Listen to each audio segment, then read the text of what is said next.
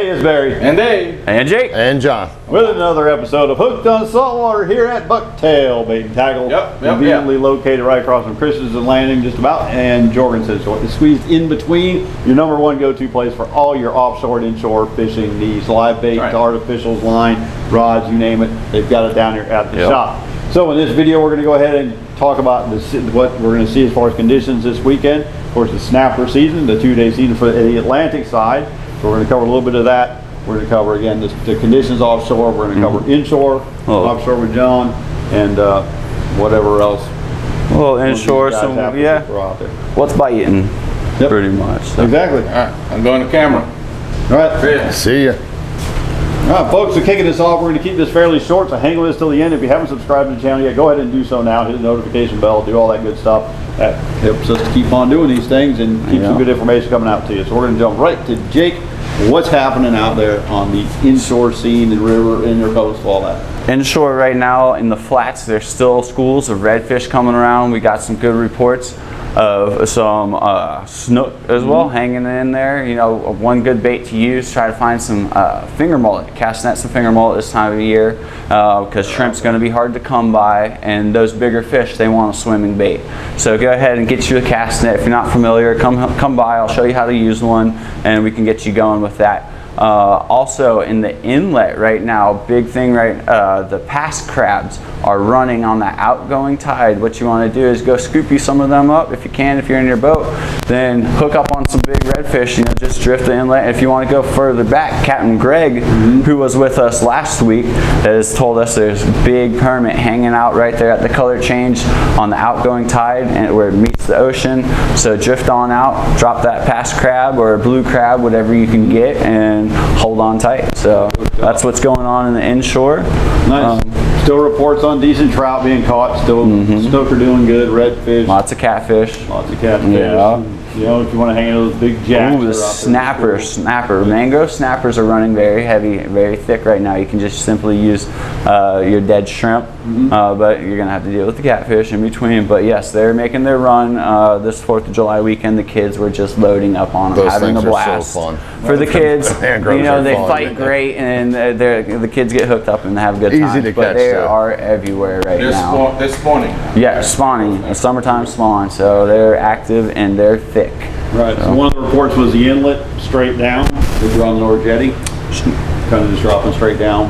What, as far as, for the mangroves, yes. If you're going for the mangroves at the Sebastian Inlet, go ahead. You'll see the supports on the jetty. Take a little split shot, ½ ounce maybe, tie a little dead shrimp on it, drop it straight down, and just hold on for 2 seconds. If they're not there, move to the next one, and just find that school of snapper going around if you're after them. It's a great little bite and good time. And they're good eating too. Oh yeah. Should ceviche. All right. Ceviche. Good job. John, what's happening in the offshore? It's rough right now. The weed is crazy out there. It's scattered all over the place. It's almost impossible to troll any reefs without getting bunches of weed. I would recommend trying to troll artificials with like a chugger head or something that dives down a little bit and try and get away from the weed. But yeah, people are going crazy out there right now trying to troll, and it's not happening. Oh, we do have snapper. We got our 2-day snapper. Snapper season. Grouper bites real good right now too. It's still grouper season, so I would get out there and try and load up on those guys if you can. What's the depth people are going to have to hit right now to start finding those big? I like red snapper. I'd like to fish between 120 and 280, sometimes out to 300. Wow. You know, 280, 180. There's some pretty big fish in 180. But they're all over the place. It's not going to be hard to catch red snapper. You just have to fight through boats. That's it. Gotcha. And then for bait wise, for those red snapper, well, I know what your slow pitch is, right? But that's it. Slow pitch. Oh, maybe I'll throw a live bait. Let me go back to slow pitch.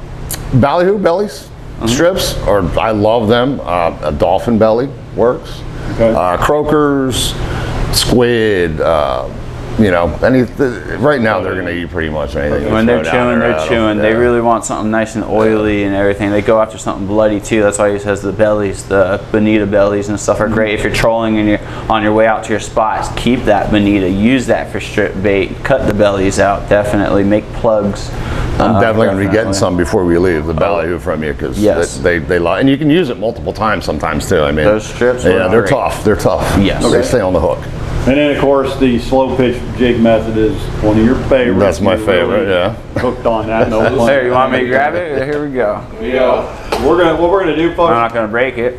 John just give you a kind of a quick baby. little look at what these rod setups are, and we're going to do another video. We just want to keep this basically to our fishing report for y'all so you can kind of get through it. But then we're going to be doing another video with John talking specifically about the rig up for slow pitch jigging. If you haven't done it yet, definitely get on to it. It's a ton of fun. I think I'm going to get my first go at it here Friday. Yeah. And see if it's all what John says it is. We'll see the pictures. We'll see the proof. He's sold, so I'm with him. Also, always keep a chugger and a cobia jig, you know, hooked up and ready to throw too, because they'll swim right up to the boat while you're bottom fishing, and you know, you get a shot at one of those too. Hey, as a little preview to the video we're going to be doing, John's going to cover some of the real basics in this part right here. So when we're looking at a slow pitch rod, how's it different from any other rod that's on the market? The slow pitch rod is designed, the jig does all the work.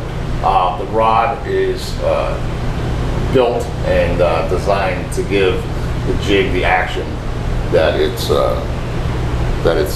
made to do. It just looks like an awfully small setup. You can't high stick them, yeah. You can't high stick these rods. If you try and stick it in your hip and crank, you're going to break them. They're not built for that. They're built. The reel is what fights the fish with these rods. Now you can put some pressure on the fish, and a lot of these reels have good drags too. So you know, you can put some heat on the fish. And is this reel specific for this type of fishing, or is this just general purpose? Kind of reel is. It's a narrow, small, lightweight reel. Okay. You want to have the reel. Let me grab the one I use real quick. They're designed for comfort. So everyone has a trigger, and this is how you want to hold your rod. Okay. Up under the arm. Yep. Under your forearm, and it's just an up and down action, just like this. What happens is, if you want to hold that, this rod will load up, and it's got some. Hold on tight. It'll load up real good. I mean, it'll almost bend, almost completely in half. Yeah. And that's where you get your action from. When you come up, the rod's loading up, and it builds slack in the line. And as it falls back down, your jig does the rest of the job. Yeah. That was horrible. Okay, so Absolutely horrible. One of the benefits of doing the slow pitch, though, is also the wide variety of fish. Oh, you can catch pretty much. I've caught. You're not stuck trying to get one or two species. It does. No, tuna, grouper, snapper, pelagics. As you're coming up to reset or redrop, work your jig up through the water column. You'll get a dolphin or a wahoo, maybe a kingfish will come through and hit it as it's coming up through the water column. So yeah, it's a pretty versatile setup. And I've actually had people using live baits, and I've outfished them with these, and they're dropping live baits. So nice. I mean, these things are super effective. All right, and then real quick on the last thing, let's just show them what a slow pitch jig looks like there. So many different styles of slow pitch jigs, weights, configurations. Now, correct me if I'm wrong. My understanding is that the way these things are weighted, though, they're kind of center weighted, correct, to keep them horizontal in the column instead of vertical. This particular one with the belly, the way this belly is, it's going to go through the water like this. Oh, okay. There you go. We have there's narrower jigs, and I have a whole jig bag over here that we're going to show you guys with different styles of jigs, different grams. Most of the slow pitch rods are rated in grams and not ounces. And a good rule of thumb is if this is a 250 gram jig, you want to fish it in 250 feet of water. It's a foot of water per gram. Pretty simple. Per gram. Okay. Basic. I always wondered that. What size lure should I use when I'm going out there, and so that's a good. That's basic, and there's a lot of factors. Current, SOG, your speed over ground, is going to determine what size and what style jig you're going to use. Gotcha. Okay. So there's some thought that you have to put into it. Okay. You can't just go out and say, I have one jig, I'm going to catch this fish with one jig. Gotcha. Okay, so we'll get into that in greater detail when we do the video that's just dedicated to the slow pitch jigging. All right, so Dave's back. All right. Final words? Yep. Before we leave, just want to thank the Davis House Inn. They are located in Sebastian. They are right on the Indian River. A beautiful place to stay. Kind of these are utility type of units. Very comfortable, super clean. They're right on the water. You can fish from their dock. That's nice. Very scenic, dolphins. Make sure to check them out. Within walking distance of some great eateries down there. Really. So you can right there. hang, you can enjoy some adult beverage and walk back to your room. So check them out. There you go. All right, folks, that's going to wrap up this week's fishing report side of things. If there's anything that y'all want us to start doing, if there's something that you say, hey, I wish you guys would report on X, Y, Z, go ahead and comment below.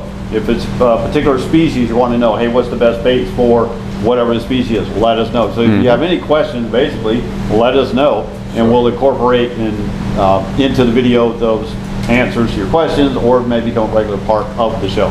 So you know, we're just getting rolling here down here in Bucktail, so we want to make this the best, most informative fishing show that we can. So it's going to take your participation as well, letting us know, hey, what do you want us to feed you?